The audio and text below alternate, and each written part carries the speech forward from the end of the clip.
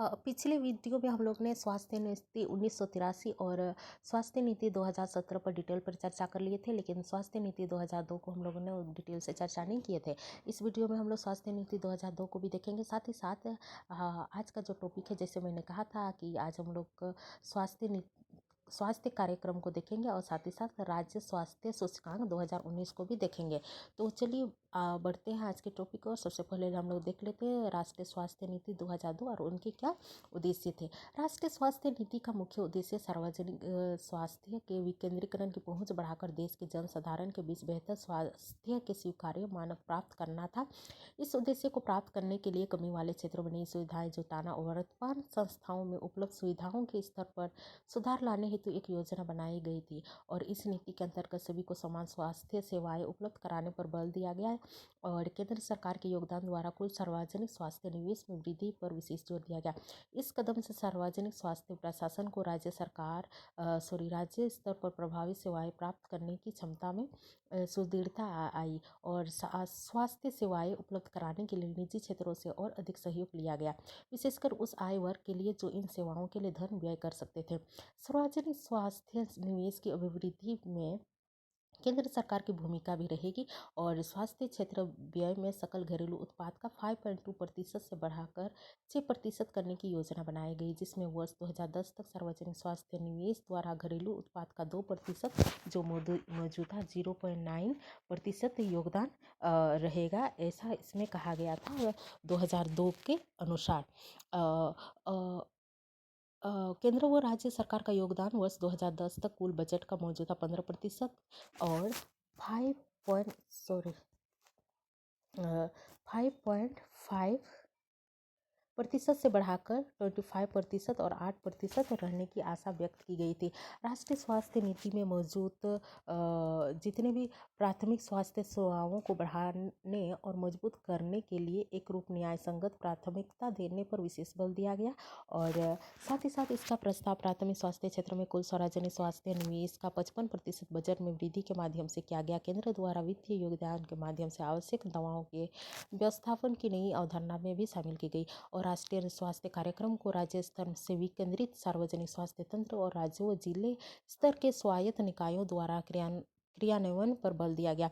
इस संबंध में राष्ट्रीय नीति के देश के सार्वजनिक स्वास्थ्य क्षेत्र में केंद्र व राज्य सरकार की भूमिका को परिभाषित किया गया। नीति में सार्वजनिक स्वास्थ्य ढांचे और प्राथमिक स्तर पर निर्दिष्ट सभी स्वास्थ्य कार्यक्रम से अधिक उपयोगों और धीरे धीरे उन्हें एकल कार्यक्रम प्रशासन में एकाकर करने का बल दिया गया। इसके साथ ही नीति में विशेष आवश्यकता वाले क्षेत्र और उनके मुद्दों को जोड़ा गया। इसके स्वास्थ्य क्षेत्र में भागीदारी तमाम समूहों की अपेक्षित भूमिका भी शामिल है, जिसमें केंद्र व राज्य दोनों, निजी क्षेत्र, स्वैच्छिक संगठन एवं अन्य नागरिक सोसाइटी के सदस्य, बीमार की देखरेख, स्वास्थ्य अधिकारी, उनके सिद्धांत और शिक्षा, नर्सिंग स्वास्थ्य लेखा की आवश्यकता, सूचना, शिक्षा और संचार की भूमिका, महिला स्वास्थ्य क्षेत्र पर वैश्वीकरण का प्रभाव आदि सम्मिलित है। तो अभी ये था राष्ट्रीय स्वास्थ्य नीति 2002। चलिए अब आगे बढ़ते हैं।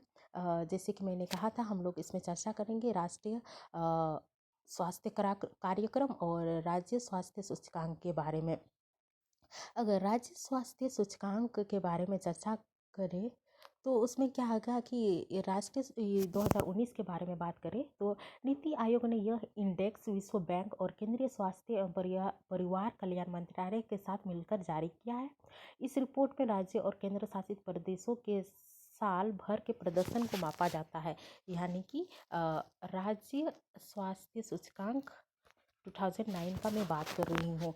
ये नीति आयोग ने यह इंडेक्स किसके द्वारा विश्व बैंक और केंद्रीय स्वास्थ्य एवं परिवार कल्याण मंत्रालय के साथ मिलकर जारी किया है और इस रिपोर्ट में राज्य और केंद्र शासित प्रदेशों के साल भर में प्रदर्शन को मापा गया है और यह इंडेक्स में कुल 23 संकेतकों पर आधारित है, जिन्हें स्वास्थ्य परिणाम, गवर्नेंस एवं सूचना और महत्वपूर्ण जानकारी साझा करते हैं। इसके इंडेक्स में राज्यों को 3 श्रेणियों में बांटा गया है, यहाँ आप देख सकते हैं, जिसमें 21 बड़े राज्य हैं, 8 छोटे राज्य हैं और 7 केंद्र शासित प्रदेशों को शामिल किया गया है। इसमें बड़े राज्यों में केरल की रैंक यहाँ देख सकते हैं 74.01 है, आंध्र प्रदेश की रैंक 65.13 है और महाराष्ट्र का 99 है इसमें, जिन्हें इन्हें इस इंडेक्स को पहली, दूसरी और तीसरी रैंक मिली है स्वास्थ्य के क्षेत्र में।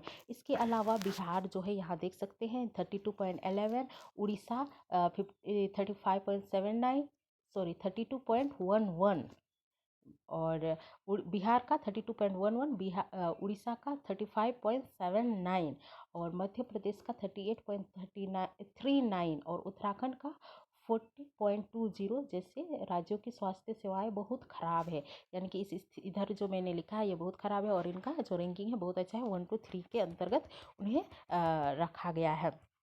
तो चलिए आगे बढ़ते हैं। भारत में स्वास्थ्य सेवाएं या स्वास्थ्य नीति क्या क्या है जिन्हें भारत में शुरुआत किया गया है। तो सबसे पहले बढ़ते हैं जननी सुरक्षा योजना की ओर। जननी सुरक्षा योजना जो है 2005 में लाई गई। इसका मुख्य उद्देश्य मातृ एवं शिशु दर को कम करना था। इसके अलावा अगर हम देखें प्रधानमंत्री सुरक्षित मातृत्व अभियान 2016, इस योजना में गर्भाशय के दौरान और बच्चे को जन्म देते समय मातृत्व की दर पर और शिशु मृत्यु दर कम करना और बच्चे के जन्म को सुरक्षित बनाना था। मिशन इंद्रधनुष की बात करें तो 2014, इस योजना में उन बच्चों को 2020 तक टीकाकरण करना है जिन्हें टीके नहीं लगे हैं। यह बलगम या टिटनस, पोलियो, खसरा और हेपेटाइटिस बी रोकने जैसे आंशिक रूप से लगे हैं। अब पोषण अभियान 2018, इस योजना में बच्चों के बालक बालिकाओं, गर्भवती महिलाओं एवं स्तनपान कराने वाली माताओं में पोषण कमी की सुधारना है। इसके अलावा राष्ट्रीय बाल स्वास्थ्य कार्यक्रम, इस योजना में 0 से 18 वर्ष के 27 करोड़ से भी अधिक बच्चों पर 4 प्रकार के परेशानियों की जांच करेगा, जिसमें विकार, बीमारी, कमी, विकलांगता तथा विकास में रुकावट की जांच करेगी। और प्रधानमंत्री मातृ वंदना योजना, इस योजना में सरकार द्वारा गर्भवती और स्तनपान कराने वाली महिलाओं को पहले जीवित जन्म के लिए 6,000 रुपया की आर्थिक सहायता देगी। राष्ट्रीय स्वास्थ्य मिशन, जिसको NHM भी बोल सकते हैं, ये इस योजना को इसमें 2 मिशन शामिल हैं। यहाँ देख सकते हैं, पहले राष्ट्रीय ग्रामीण स्वास्थ्य मिशन 2005 और राष्ट्रीय शहरी स्वास्थ्य मिशन 2013। इसके बारे में अगले और का वीडियो में चर्चा करेंगे। तो चलिए आगे बढ़ते हैं। आयुष्मान भारत, आयुष्मान भारत जिसे हम प्रधानमंत्री जन आरोग्य योजना भी कहा जाता है, इस योजना को 25 सितंबर 2018 को आयुष्मान भारत योजना पूरे भारत में लागू की गई। और इस राष्ट्रीय योजना स्वास्थ्य बीमा योजना और वरिष्ठ नागरिक स्वास्थ्य बीमा योजना को मिलाकर बनाई गई है। और इस योजना के तहत गरीबी रेखा के नीचे गुजर बसर करने वाले परिवार को लगभग 50 का हेल्थ कवरेज दिया जाएगा, इसमें दिया जाएगा।